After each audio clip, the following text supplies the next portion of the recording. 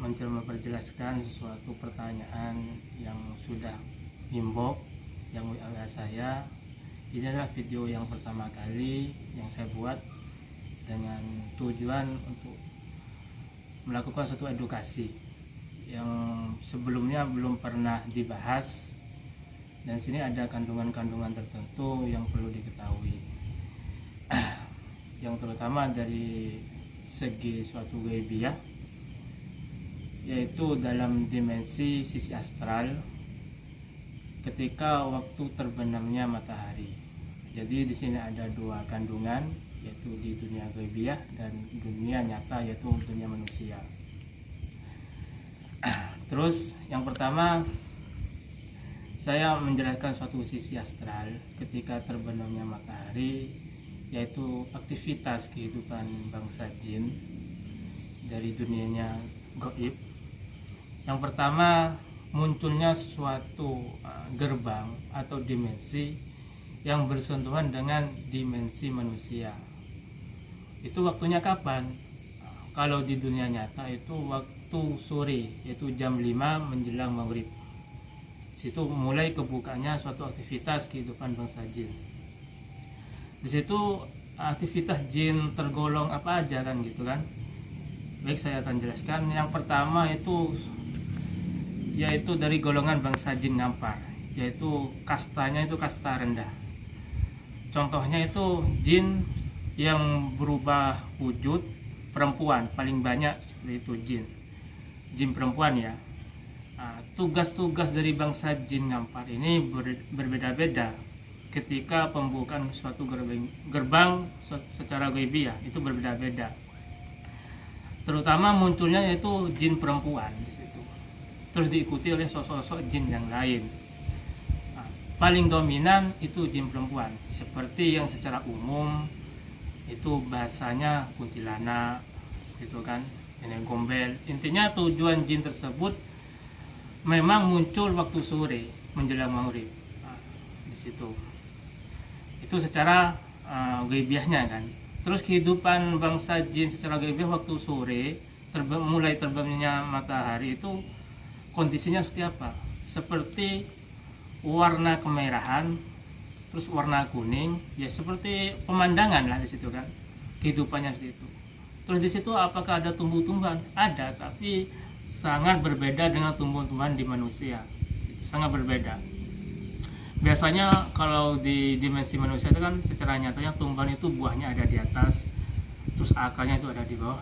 Kalau di dunia gaibiyah itu tumbuh-tumbuhan itu kebalik, akarnya di atas, buahnya ada di bawah. Jadi kebalik semua. Terus buah-buahannya itu sangat besar, beda dengan buah-buahan di dunia nyata, itu beda. Oke, itu nanti di skip dulu. Saya akan membahas suatu kehidupannya dulu. Dengan bangsa jin seperti berwujud wanita ini, tugasnya ketika menjelang maghrib itu satu, menggoda anak kecil, balita sekitar umur 1 tahun, 2 tahun sampai 3 tahun lah. Dengan tujuan apa? Salah satunya memang untuk menggoda, untuk mengganggu biasanya. Itu tugasnya jin statusnya perempuan. Makanya dari bangsa manusia kan kalau menjelang maghrib, waktu azan maghrib biasanya tutup pintu. Itu memang harus. Secara riwayat hadis Rasulullah itu memang diwajibkan.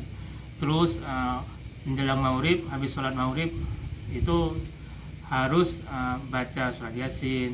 Itu memang dianjurkan, bukan diwajibkan, dianjurkan. Makanya situ kan saya memperjelas bahwasanya ketika sosok jin ini memang mengganggu anak kecil. Kalau orang-orang dewasa itu enggak ganggu. Lah kok kenapa anak kecil? Memang anak kecil itu kan memang satu masih belum balik. Memang rentan dengan kondisi perubahan suatu suasana ketika waktu maghrib, itu sangat rentan. Bergesekan energi saja itu kerasa, apalagi melihat sosok tersebut itu sangat jelas sekali. Kalau kita kan masih belum menampakkan, masih belum bisa melihat karena sudah balik sudah. Memang sangat rentan anak kecil kayak gitu.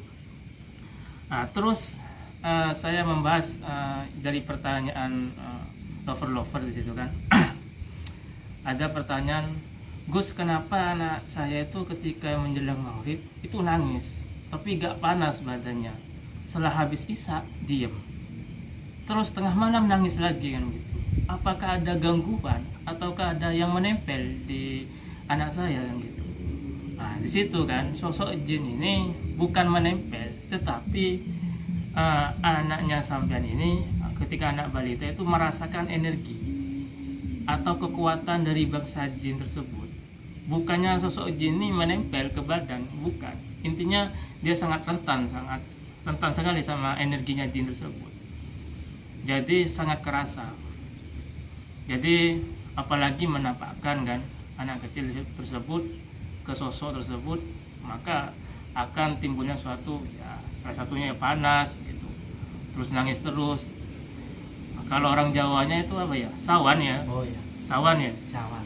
Kalau orang Jawanya sawan. Jadi begitu kan aktivitasnya sosok jin tersebut. Itu sosok jin tergolong jin ngampar kan, tapi kastanya kasta rendah. Jadi jin ngampar itu ada dua kasta rendah sama kasta tinggi di situ. Terus ada jin siluman, di situ ada dibagi ada 3. Jin siluman ada di suatu berbentuk suatu koloni berkelompok, ada di perairan, terus ada perubahan wujud, ada 3 berwujudan. Jadi ada banyak kasta. Tapi saya di sini membahas suatu jin ngampar, kastanya yang sering muncul di aktivitas manusia, terutama gangguan. Jadi terus tindakan manusia ketika menjelang maghrib apa? Satu, tindakannya usahakan menutup pintu, terus usahakan membaca surat Yasin, entah berapa kali atau zikir ya terserah, tapi saya anjurkan seperti itu. Apalagi kalau punya anak kecil, usahakan kalau waktu maghrib itu ya disolawatin gitu kan, biar tidak sesuatu yang dari luar tuh masuk. Kalau nangis gimana cara sediakan air 1 gelas, dibacakan ayat kursi, sholawat, al-fatihah, terus diusapinnya itu dari badan, diusapin aja situ, untuk tujuan untuk melindungi. Memang anak kecil itu sangat rentan kan gitu ya. Jadi itu saya akan menjawab dari pertanyaan sebelumnya. Ini kan video pertama kali, jadi itu dari penjelasan saya. Kalau mau bahas secara sisi astralnya, surau gebiah itu banyak sekali kan aktivitasnya. Tapi saya membahas sosok yang sering mengganggu waktu terbenamnya matahari. Situ aja. Salah satunya itu sosok wanita yang disebut dengan kuntilanak.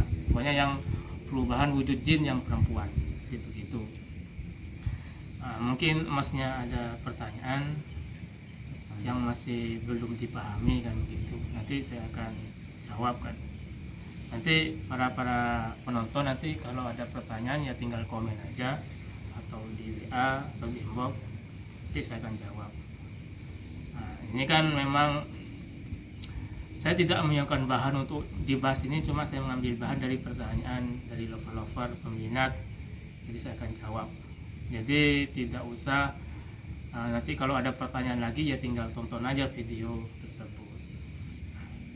Mungkin Masnya ada pertanyaan? Kalau masalah jin yang kayak genderuwo itu apa keluhannya, apa juga terbenamnya matahari, apa juga mengganggu anak kecil juga? Yang saya tanyakan itu maksudnya apa sama aja sama kayak wujudnya? Kan kebanyakan kan yang ganggu kan anak kecil kan berwujud apa nih, wanita kan ya. Iya. Yang ini yang saya maksud ini sosok jin yang Genderuwo. Apa juga ikut ganggu juga gitu? Ini bahasa secara umumnya ya genderuwo. Umum. Iya. Buat orang umum lah. Ini bahasa secara umumnya kan genderuwo. Soalnya dari ciri-ciri kan besar, terus matanya merah bertaring kan begitu kan, Ya. Sosoknya besar kan, banyak itu kan rambutnya sampai ke tanah. Nah, gitu. Ini kan bahasa secara umum. Apakah ini mengganggu anak kecil juga, terus manusia juga? Di sini kan kalau sosok Gendoro ini saya tergolongkan sosok jin ngampar juga, tapi kastanya kasta tinggi. Nah, beda dari yang saya bahas yang awal itu kan. Ini kastanya kasta tinggi, tapi tergolong dari jin ngampar. Soalnya kenapa? Sosok jin ngampar ini dari sisi kehidupannya memang dari segi makanannya banyak makanan kotor, terus tempat tinggalnya juga kotor. Itu makanya tergolong dari jin ngampar. Apakah mengganggu? Sosok Gendoro ini akan mengganggu ketika sesuatu manusia ini ada keinginan. Contoh, manusia ini punya keinginan, contoh tirakat kan gitu. Pasti sosok Gendoro ini akan muncul. Ketika dia tidak memenuhi keinginannya, makanya akan mengganggu di situ. Nah, di situ bisa Gendoro ini muncul ketika orang ini melakukan aktivitas atau perjalanannya, contoh jalan kemana-mana pokoknya mas ya, jalan terus mengikuti, pasti di situ ada sebab. Ada sebabnya. Kenapa saya kok merasa gak enak? Terus saya ketika tidur kok melihat sesuatu atau lewat mimpi kan, kok lihat Gendoro, pasti ini Gendoro ini ngikutin. Biasanya ada daya tariknya biasanya ada timbul kesukaan dari organ tubuh kita biasanya, ada dari pancaran energi, ada maksudnya di situ. Kenapa ngikutin?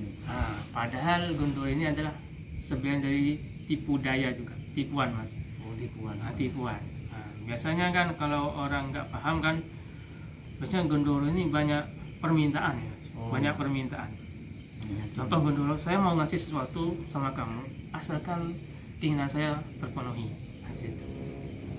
Perjanjian gitu. Iya, di situ ada perjanjian. Iya, ada perjanjian. Saya mau ngasih sesuatu sama kamu kan gitu. Iya.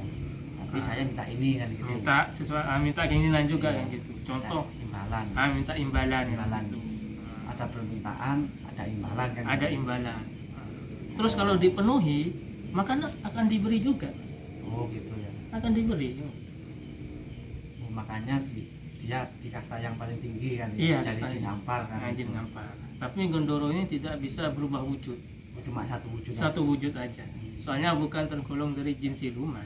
Berarti kalau yang bisa wujud manusia, berarti itu jin ngampar yang rendah cuma bisa wujud, bisa kesiluman itu ya. Iya, di situ. Pokoknya dari segi kehidupan yang paling buruk itu jin ngampar. Yang paling kasta rendah ya. Kasta rendah. Kalau jin ngampar kasta rendah itu cari makanannya itu ya kotoran-kotoran. Intinya kalau dari segi kekuatan dia nggak punya kemampuan di situ. Kalau jin ngampar kasta tinggi itu biasanya banyak orang terpengaruh biasanya. Mempengaruhi orang lah. Banyak terpengaruh. Kebanyakan. Soalnya ada kekuatannya di situ. Biasanya, mohon maaf ini masalah togel kan gitu kan. Iya. Itu kan sebenarnya itu tergolong dari jin ngampar. Yang mempengaruhi jiwa manusianya itu. Iya di situ. Makanya kan sosok Gendoro ini kebanyakan bertempat tinggal di pohon. Pasti di pohon. Soalnya kenapa di pohon? Karena di pohon itu pasti ada sesajen. Pasti. Di situ. Iya pasti. Selain di pohon bambu itu. Pohon bambu, pokoknya tempat tinggal itu pasti ada di pohon. Kalau di gedung-gedung itu jarang. Jarang. Tapi kebanyakan di pohon karena ada sesajen di situ. Berarti kalau dia bisa nyampe ke rumah atau ke gedung, berarti ada sesuatu di rumah ada itu. Sesuatu. Kenapa dia datang di situ gitu mas? Iya. Pasti kalau Gendoro ini gini mas. Kalau Gendoro ini ada di gedung, pasti gedung ini ada. Kalau gedung apa aja ya. Dari pabrik kosong itu pasti ada penembalan di situ. Ada makanan. Berarti langsung ke situ. Ya, suka dia. Ya di situ. Tapi kalau yang secara umum sih Gendoro ini memang suka manipulasi keinginan manusia. Untuk kekebalan bisa mas Gendoro. Bisa. Pakai jin ampar itu. Iya, Gendoro ini bisa untuk masalah kekebalan bisa. Tapi yang melindungi itu bukan Gendoronya, tapi kekuatan dari Gendoro tersebut yang melindungi dia. Iya, di situ kekuatannya. Apa Gondoro ini cuma satu? Ya banyak gitu. Banyak tingkatannya apa maksudnya? Kalau Gondoro ini dari segi perwujudannya satu. Satu. Kalau lihat dari tingkatannya, dari Ya. kekuatannya. Nah, kekuatan Gondoro ini ada di taring, Ya. terus ada di mata. Nah, makanya untuk menghadapi Gondoro ini kelemahannya ada di taring sama di mata. Itu kelemahannya di situ. Tapi nggak boleh kita saling lihat itu. Iya, di situ. Makanya kalau orang Gondoro menampakkan, itu pasti yang kelihatan satu mata, karena merah. Oh iya. Nah, di situ. Kalau dari segi tubuh itu udah Nggak kelihatan. Gitu. nggak kelihatan. Oh iya. Maka kekuatannya Gondoro itu ada di taring, ada di mata di situ. Gitu. Jadi dari segi kehidupan secara goibiah itu. Jadi yang pertanyaan dari awal masalah dimensi sisi astralnya saya sudah jelaskan. Terus dari sisi kehidupan manusianya saya anjurkan waktu maghrib itu ya sudah saya jelaskan tadi.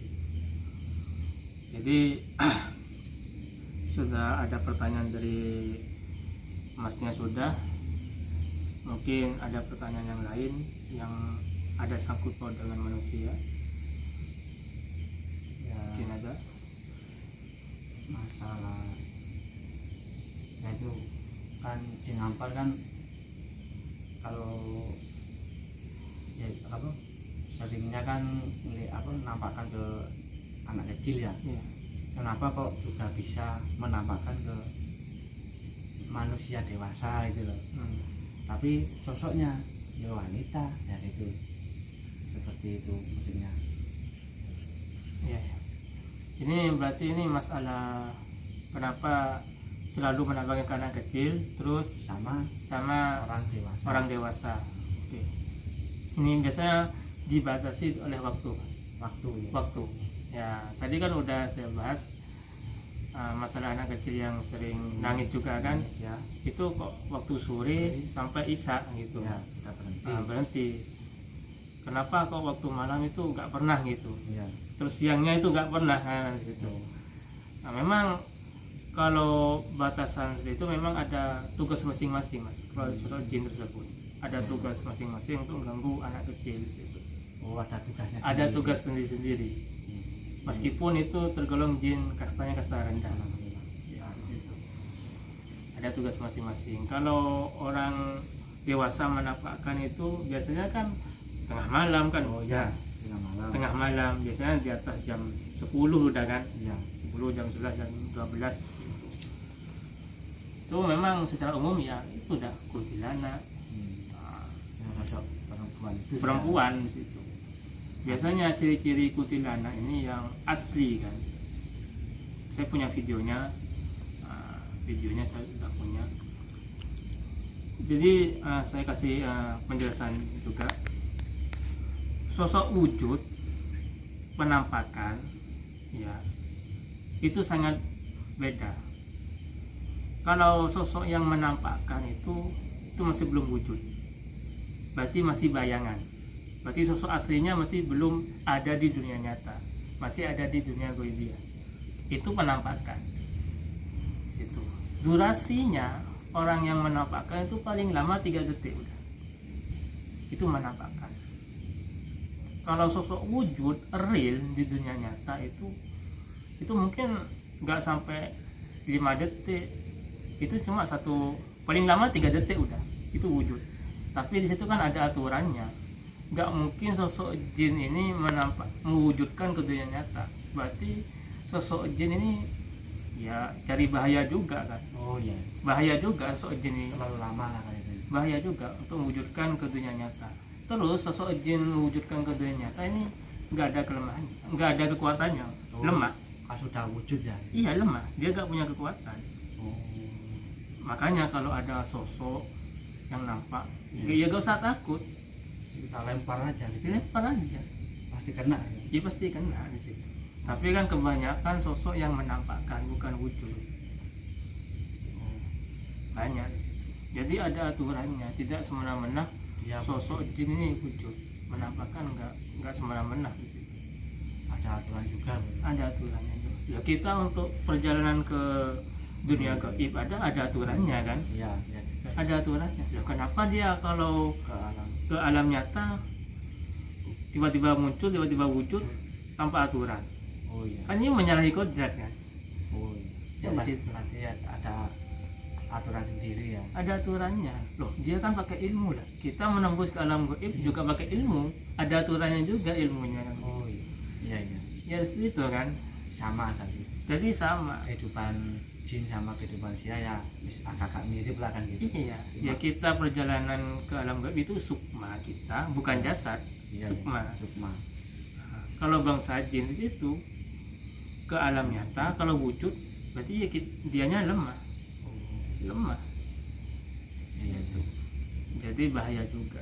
Tapi saya 1-2 aja kan kalau jin mewujudkan Iya, ke dunia nyata. bisa wujud sampai 100% lah. Iya itu Biasa- 1-2. biasanya kan kelebatan kan gitu. Ya itu suatu penampakan mas. Oh namanya ya. Iya. Kelebatan apa itu? Nah itu penampakan. Kan Itu bayangan mas. bayangan ya. Tapi sosok aslinya itu masih ada di alam gaib. Hmm. Terus kalau malam ini apakah suatu alam gaib atau dunia astral ini menguasai alam nyata? Sebenarnya kalau waktu malam ini kan sangat tipis kan, dunia nyata sama dunia gaib ini sangat tipis. Iya, iya. Tapi ada batasannya gitu, Oh ya. ada batasannya. Memang lebih rentan aktivitas jin itu waktu malam. Waktu malam sangat rentan sudah. Jadi waktu sore sampai malam itu bergantian. Setelah itu jin kampas, setelah itu bergantian lagi. Dari golongan-golongan itu bergantian masuk ke alam nyata. Bukannya satu alam gaib langsung pindah ke alam nyata, enggak. Jadi bertahap di situ. Jin kampas masuk bergantian. Nah terus waktu siang itu jin itu ada di mana? Biasanya ciri-cirinya itu biasanya di tempat kosong, kumuh, lembab di situ. Itu ada. Meskipun siang ada, tapi ada di suatu gedung atau tempat-tempat yang jarang manusia ditempati, kan gitu. Jarang kehidupannya di situ. Memang ada. Jadi seperti itu. Mungkin ada lagi? Sudah cukup sudah. Nggak ada lagi pertanyaan. Nanti kalau ada pertanyaan tinggal komen saja.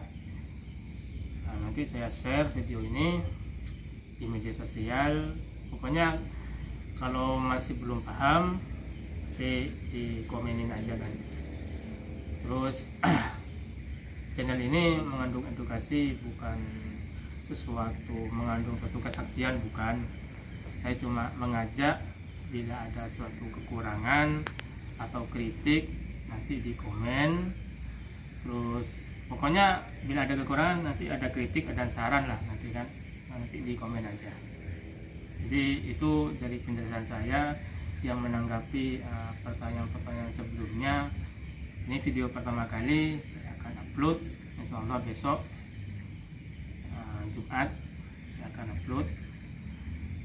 Mohon ada saran dan kritiknya biar video ini mengandung suatu edukasi, bukannya masalah spiritual atau supranatural aja, tapi masalah keilmuan yang lainnya. Mungkin sampean Mas ya udah, nanti minggu kedepannya nanti masalah usaha nanti, soalnya ada pertanyaan-pertanyaan, terus ada inbox juga di WA, itu masalah usaha, bagaimana alurnya, terus endingnya gimana, untuk tata caranya nanti saya akan jelaskan ke minggu depan.